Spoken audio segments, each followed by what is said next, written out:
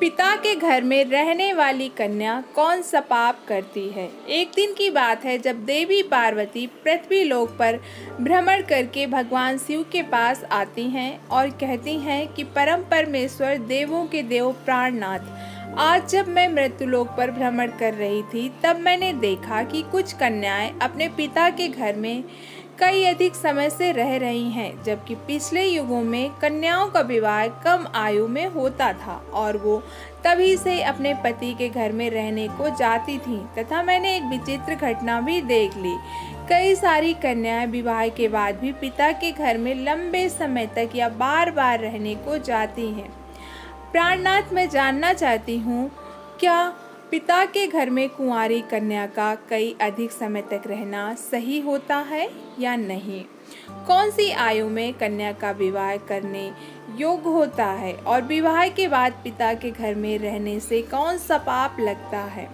हे स्वामी, आप ही जगत के सत्य हैं और सत्य ही शिव है। शिव ही आदि और अनंत है। कृपा करें और मेरी जिज्ञासा को शांत करें।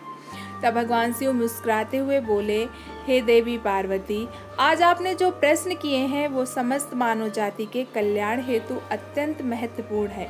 आज मैं आपको इन सारे प्रश्नों के उत्तर इस एक सच्ची घटना के माध्यम से देता हूँ। ये कथा मेरे प्रभु श्री कृष्ण के काल द्वापर युग की है। आप इस कथा को ध्यान से सुने। जो भी प्राणी इस कथा का श्रवण या प्रसार करता है उनके मैं 100 अपराध माफ करता हूँ और मृत्यु के बाद वो प्राणी अनंत काल तक मेरे साथ कैलाश में वास करता है। तब देवी पार्वती कहती है, स्वामी, मैं इस कथा को ध्यान से सुनूंगी, प्रसार भी करूंगी। कृपा करें और इस कथा को कहें। तब भगवान शिव कहते हैं, हे देवी पार्वती, ये 27वें द्वापर युग की घटना है। यदुकुल श्रेष्ठ वीरवर अग्रसेन के यहाँ जो घटना घटित होने वाली थी उसी का मैं भूतकाल के रूप में वर्णन करूंगा। माथुर प्रदेश में मथुरा नाम की नगरी है। वहाँ अग्रसेन नाम वाले यदुवंशी राजा राज करते थे। वो शत्रु विजय, संपूर्ण धर्म के तत्व ज्ञान, प्रजा के रक्षण करने वाले और अति गुणवान राजा थे। मेधावी नामक राजा अग्रसेन धर्मपूर्वक राज का संचालन और प्रजा का पालन करते थे। उन्हीं दिनों परम पवित्र विदर्भ देश में सत्यकेतु थे। उनकी एक पुत्री थी जिसका नाम मायावती था। वो सत्य धर्म का आचरण करने वाली, अति सुंदर, गुणगान, चरित्रवान होने के कारण दूसरी लक्ष्मी के समान थी। मथुरा के राजा अग्रसेन ने उसे सुंदर नेत्रों वाली मायावती से विवाह किया। उसके स्नेह और प्रेम से मथुरा नरेश मुग्ध हो गए। मायावती को वो अपने प्राणों के समान प्यार करने लगे। उसे साथ बिना भोजन तक नहीं करते थे। उसके साथ क्रीड़ा विलास में भी राजा का समय बीतने लगा। भगवान शिव कहते, हे देवी पार्वती, मायावती के बिना उन्हें एक क्षण भी चैन नहीं पड़ता था। इस प्रकार से आने वाले प्रतिदिन उन दोनों पति पत्नी में प्रेम बढ़ने लगा। फिर कुछ समय के बाद विदर्भ नरेश सत्यकेतु ने अपनी पुत्री मायावती को याद किया और उसकी माँ भी उसे न देखने के कारण बहुत दुखी थी। फिर एक दिन उन्होंने अपनी बेटी के हालचाल जानने हेतु मथुरा नरेश अग्रसेन के पास अपने दूत भेजे। मित्रों, भगवान शिव कहते हैं, हे देवी पार्वती, दूतों ने वहां जाकर राजा से कहा, महाराज, विदर्भ नरेश सत्यकेतु ने अपनी कन्या और इस राज की महारानी के कुशल समाचार जानने हेतु हमें यहाँ भेजा है। आपको हमारा सादर प्रणाम। अगर उनका प्रेम और स्नेहपूर्ण अनुरोध आपको स्वीकार हो तो राजकुमारी मायावती जी को उनके यहाँ भेजने की व्यवस्था कीजिए। वो अपनी पुत्री को देखना चाहते हैं। मित्रों, भगवान शिव कहते हैं, देवी पार्वती, राजा अग्रसेन ने जब दूतों के मुंह से ये बात सुनी तो वो बहुत प्रसन्न हो गए, क्योंकि वो भी चाहते थे कि रानी मायावती को आराम करने हेतु उनके पिता के यहाँ जाना चाहिए। तब उन्होंने इनसे और उदारता के कारण अपनी पत्नी मायावती को विदर्भ राज्य के यहाँ भेज दिया। पति के भेजने पर मायावती बड़ी खुशी के साथ अपने मायके आ गई। वहाँ पहुंचकर उसने पिता के चरणों में प्रणाम किया। उसके आने के बाद महाराज सत्यकेतु को बड़ी प्रसन्नता हुई। फिर भगवान शिव कहते हैं, हे देवी पार्वती, मायावती वहाँ अपनी सखियों के साथ मन से मुक्त होकर घूमने लगी। पहले की ही भांति घर, वन, तालाब और राज में विहार करने लगी, क्योंकि वो विवाह के बाद पहली बार अपने पिता के यहाँ आई थी। यहाँ आकर वो फिर से बालिका बन गई। फिर कुछ दिन बीतने के बाद वो भूल गई कि उनका विवाह भी हो चुका है। उनके बर्ताव में अब लज्जा या संकोच का भाव नहीं रहा। फिर भगवान शिव कहते हैं, हे देवी पार्वती, एक दिन की बात है, रानी मायावती अपनी सखियों के साथ एक सुंदर पर्वत पर सैर करने के लिए गई। वहां पर रमणी वन दिखाई दिया जो फूलों के उद्यान से शोभा पा रहा था। उस समय फूलों का बहार था। तब उस राजकुमारी ने देखा कि एक और ऐसा ही रमणी पर्वत, दूसरी ओर सुंदर वन और बीच में स्वच्छ जल से भरा हुआ भद्र नामक तालाब है। वो छोटी बालिका की तरह वो उसकी सखियों के साथ खेलने लगी। वो सभी इस संसार को भूलकर खेल कूद में मग्न होकर पूरी तरह से डूब गईं।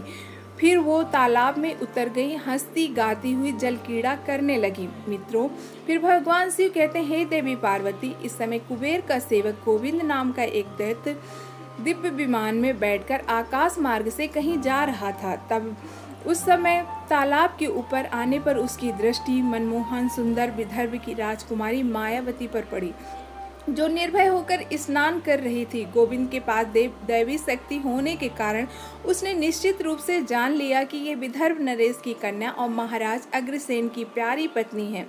तब वो मन ही मन कहने लगा, ये तो पतिव्रता होने के कारण आत्मबल से भी सुरक्षित है। किसी भी पुरुष के लिए इसे प्राप्त करना अत्यंत कठिन है। अग्रसेन अत्यंत महामूर्ख है जो उसने ऐसी सुंदरी पत्नी को मायके भेज दिया। ये पतिव्रता नारी पर आए पुरुष के लिए दुर्लभ है और इधर कामदेव मुझे अत्यंत पीड़ा दे रहा है। मैं किस प्रकार इसके निकट जाऊं और कैसे इसका उपयोग करूं? मित्रों, सुंदरता पर मोहित दानव गहरी सोच में पड़ गया और फिर उसने अपने लिए एक उपाय निकाल लिया और गोविंद ने महाराज अग्रसेन का माया से रूप धारण कर लिया और वही अंग, वही उपांग, जैसे ही वस्त्र, इस तरह का भेष और वही व्यवस्था पूर्ण रूप से अग्रसेन सा होकर वो पर्वत की शिखर पर उतरा और एक अशोक वृक्ष की छाया में शिला के ऊपर बैठकर उसने मधुर स्वर से संगीत सुरों को छेड़ दिया। वो अशोक वृक्ष की छाया में बैठकर सुरों को छेड़ दिया और गीत संपूर्ण विश्व को मोहित करने वाला था। राग ले उत्तम स्वर से युक्त उसे सुंदर गीत लगा। सखियों के मध्य में बैठी हुई सुंदरी मायावती ने भी सुना और सोचने लगी, ऐसा मनमोहन कौन गायक ये गीत गा रहा है। राजकुमारी के मन में उसे देखने की तीव्र इच्छा हुई। उसने सखियों के साथ जाकर देखा। तब अशोक की छाया में एक सुंदर प्रतापी बैठा हुआ था। कोई पुरुष सा लग रहा था। वो महाराज अग्रसेन के जैसा दिखाई पड़ता था।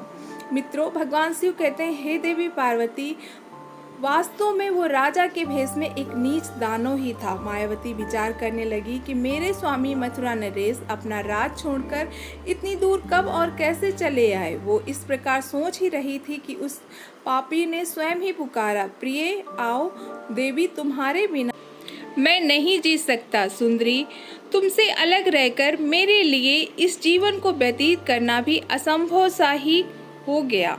तुम्हारे स्नेह ने मुझे मोह लिया। हाथों में तुम्हें छोड़कर कहीं भी नहीं रह सकता। अपने पति रूपी धारी दैत्य के ऐसा कहने पर मायावती थोड़ी सी लज्जित होकर उसके सामने गई। वो मायावती का हाथ पकड़कर उसे एकांत स्थान में ले गया और वहां अपनी इच्छा के अनुसार उसका उपभोग किया। मित्रों, भगवान शिव कहते हैं, हे देवी पार्वती, महाराज अग्रसेन की गुप्त अंग में कुछ खास निशानी थी जो उस पुरुष में नहीं दिखाई दी। उससे मायावती के मन में उसके प्रति संदेह उत्पन्न हुआ। राजकुमारी ने अपने वस्त्र संभालकर पहन लिए, किंतु उसके हृदय में इस घटना से बड़ा ही दुख हुआ। वो क्रोध में भरकर नीच दानव से बोली, जल्दी बता, तू कौन है? तेरा आकार दानव जैसा है, तू पापी और निर्दयी है। ये कहते कहते आत्मग्लानि के कारण उसकी आंखें भर गई। वो श्राप देने को तैयार होकर बोली, दुरात्मा, तूने मेरे पति के रूप में आकर मेरे साथ छल किया है और इस धर्म से शरीर को अपवित्र करके मेरे उत्तम पतिव्रता का नाश कर डाला। अब यही तू मेरा भी प्रभाव देख ले। मैं तुझे अत्यंत कठोर श्राप दूंगी। उसकी बात सुनकर गोविंद ने कहा, पतिव्रता नारी भगवान श्री विष्णु तथा उत्तम ब्राह्मण के भाई से तो समस्त दानव दूर भागते हैं। मैं तो दानव धर्म के अनुसार ही इस पृथ्वी पर विहार कर रहा हूँ। पहले मेरे दोस्त का विचार करो कि किस अपराध पर तुम मुझे श्राप देना चाहती हो। तब मायावती बोली, पापी, मैं साध्वी और पतिव्रता हूँ। मेरे मन में केवल अपने पति की कामना रहती है। मैं सदा उन्हीं के लिए तपस्या किया करती हूँ। मैं अपने धर्म मार्ग पर स्थिर थी, किंतु तूने माया रखकर मेरे धर्म के साथ ही मुझे ही नष्ट कर डाला। इसलिए हे दुष्ट नीच, तुझे भी मैं भस्म कर डालूंगी। तब गोविंद बोला, राजकुमारी, यदि तुम उचित समझो तो ये बात ध्यान से सुनो। मैं धर्म की ही बात कह रहा हूँ। जो स्त्री प्रतिदिन मन, बाणी और कर्म से अपने पति की सेवा करती है, पति के संतुष्ट रहने पर स्वयं को संतोष का अनुभव करती है, पति क्रोधी होने पर भी उसे कभी नहीं छोड़ती, उसके दोष और गुनाहों की ओर ध्यान नहीं देती, उसके मारने पर भी प्रसन्न होती है और पति के सभी कर्मों में आगे रहती है, वही नई पतिव्रता कही गई है। यदि स्त्री इस लोक में अपना कल्याण करना चाहती हो या पतित, रोगी, अधीन, कूढ़ ही सब धर्म से रहित तथा पापी पति को भी परित्याग न करे, जो पति को छोड़कर जाती है और दूसरे कामों में मन लगाती है, वो संसार में सब धर्म से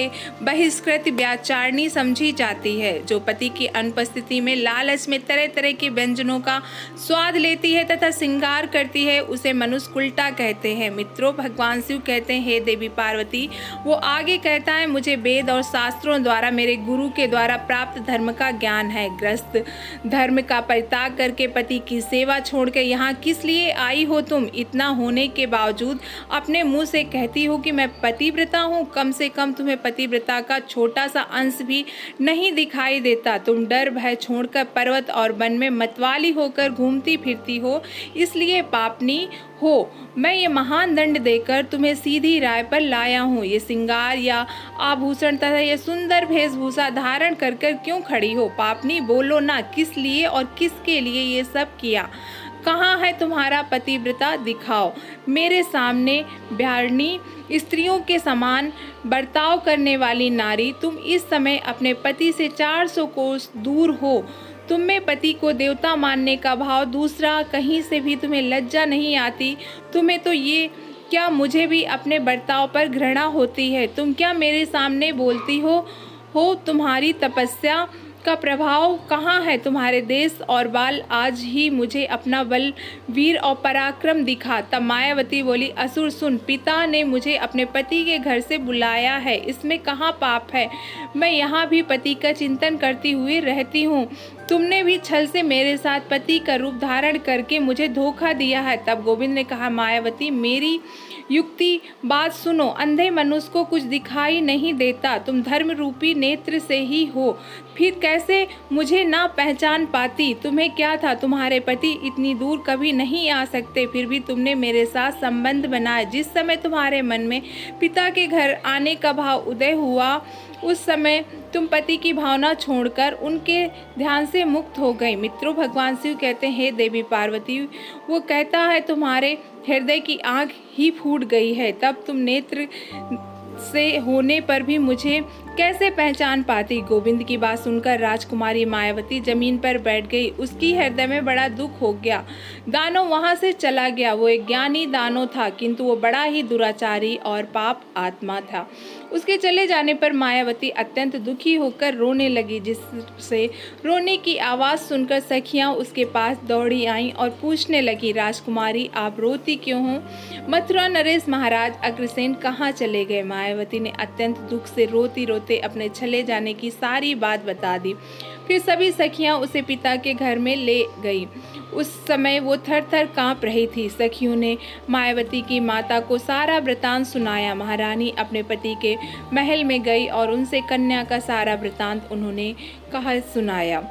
उसे सुनकर महाराज सतकेतु को भी बड़ा दुख हुआ। उन्होंने सवारी और वस्त्र आदि देकर कुछ लोगों के साथ पुत्री को वापस मथुरा में उसके पति के घर भेज दिया। धर्मात्मा राजा अग्रसेन मायावती को देखकर बहुत प्रसन्न हुए। वो रानी से बार बार कहने लगे, प्रिया, मैं तुम्हारे बिना जीवन व्यतीत नहीं कर सकता। अच्छा हुआ कि तुम शीघ्र ही लौट आई।